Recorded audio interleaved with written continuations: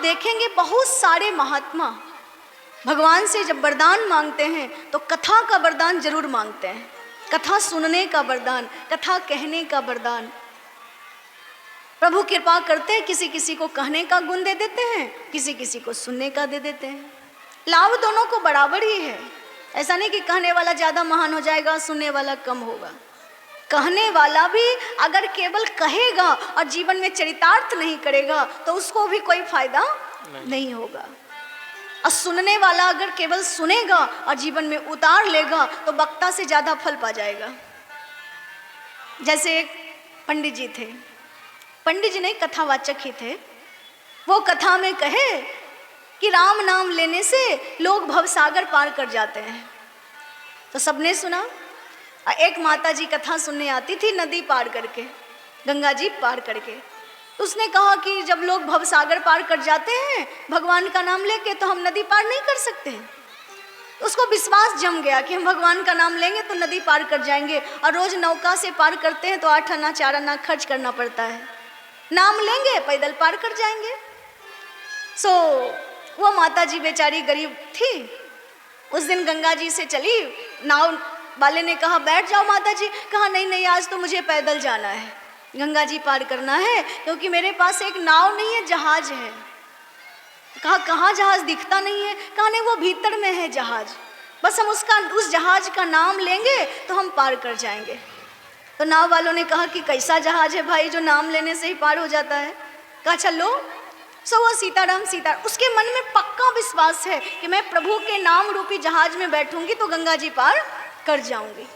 वो भगवान का नाम सीताराम सीताराम जपती गई। और भगवान की कृपा, अभी हमने कहा जिसको जितना ज़्यादा विश्वास होगा उसको उतना ज़्यादा फल देने के लिए तैयार है। उसको विश्वास है कि मुझे नाम रूपी जहाज से गंगा जी पार करना है। वो प्रभु का नाम जप जप के सीताराम कहती हुई पानी में पैदल चली गई। गांव वालों ने कहा कि ये बूढ़ी है, लगता है जादू मंत्र करती है। लेकिन वो बेचारी तो नाम के जहाज से चली, पार कर गई। पूरी कथा हुई। रोज दिन वो ऐसे 8 आना बचा बचा के और बिना नौका के नदी पार करती रही राम नाम के जहाज से। अंतिम दिन जब हुआ तो वो महाराज जी को जाके कही कि बाबा जी आप मेरे यहाँ भोजन करने चलिए। बाबा जी ने कहा कि बेचारी गरीब है, क्या खिलाएगी। उसने कहा बाबा जी दही चूड़ा खिलाऊंगे, गरीब हूँ लेकिन 8 आना 4 आना बचा के व्यवस्था कर ली है, और आपके प्रताप से ही तो हम बचे हैं, इसलिए आप एक काम कीजिए मेरे घर चलिए। महाराज जी कहे कि ठीक है, श्रद्धा है तो चले जाएंगे। महाराज जी नदी के तट पर आए और महाराज जी कहते हैं कि माता जी नौका को तो बुलाओ तभी तो जाऊंगा। माता जी कहती है महाराज हमारे पास तो जहाज है, नौका की क्या आवश्यकता है। तो कहती कहाँ जहाज है। कहा आप ही तो कथा में कहे थे कि राम नाम से लोग भवसागर पार कर जाते हैं, तो मैं रोज गंगा जी पार करती हूँ। अब बाकी सब कहते नहीं बाबा जी इसके साथ मत जाना, डूब जाओगे, ये बुढ़िया जादू मंत्र करती है, अपने पार कर जाती है, आपको डुबा देगी। अब बाबा जी को केवल कथा ही कहने आता था, भगवान पर विश्वास करने आता नहीं था। और वो कभी विश्वास किए नहीं थे, प्रवचन दे रहे थे बढ़िया बढ़िया। बाबा जी कहते नहीं माता जी मैं कैसे जाऊंगा। वो कहती बाबा जी राम नाम जपो, जहाज तो पकड़ो। अब वो हक्का बक्का है कि मैं कैसे जाऊं, ये तो आज मुझे डुबा के मानेगी। बाकी सब कह रहे बाबा जी रुक जाना मत जाना, ये हड़बड़ा रहे, डर रहे। बूढ़ी माता जी ने कहा बाबा जी बोलो सीताराम। बोलती है सीताराम। बाबा जी बोले सीता। कहा सीताराम जहाज कथा में कहे थे, चलो। अब बाबा जी का हाथ पकड़ी और वो सीताराम करती हुई गंगा जी पार कर गई। वो बाबा जी भी पानी में पैदल चले गए, पैर नहीं डूबा। तब उनको एहसास हुआ कि मैं प्रवचन केवल दुनिया के लिए देता था, अपने लिए करता नहीं था।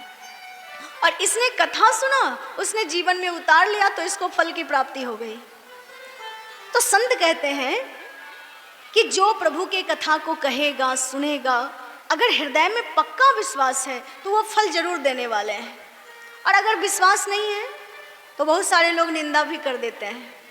लेकिन एक बात बताएं, भूल कर भी नाम की निंदा नहीं करनी चाहिए और नहीं सुनना चाहिए। जैसे कोई मिल गया भगवान को नहीं मानने वाला, जिसे ट्रेनों में मिल जाएगा।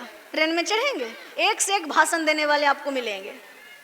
अगर वो भगवान और भक्ति और भगवान के नाम की निंदा करने लगे तो आप उठ के चले जाइए, वहाँ से हट जाइए, क्योंकि सुनने मात्र से दोष लग जाता है।